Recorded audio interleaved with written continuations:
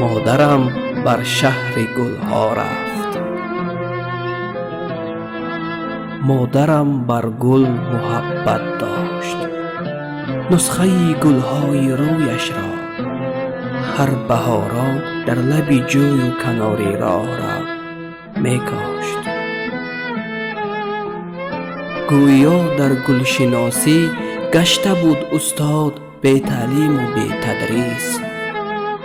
رنگ و بوی هر گلی را او به آسانی می نمود از دیگرش تشخیص. خصلت هر بوته گل را خوب می دانست، بس که بود گل دوستدار و گل رخ و گل دست. رسته سرسبز گلها را خوب می بانست، می شد او از نکهت جان بخش گلها هر سحر بیدار. از سخاوت پیشگی و زحمت و خیرش بلبلان بودند منتدار. مادرم با جمع گلها همزبان بود، بین انسانها و گلها ترجمان بود.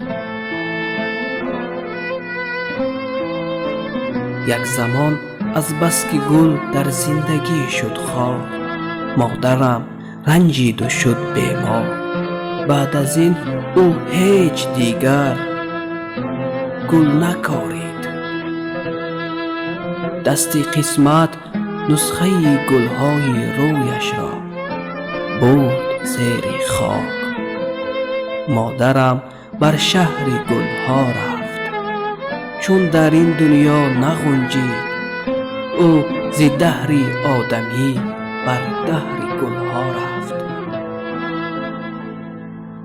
هر بهاران نسخه گلهای روی مادری گلپروری من می شکوفد در سر خاکش.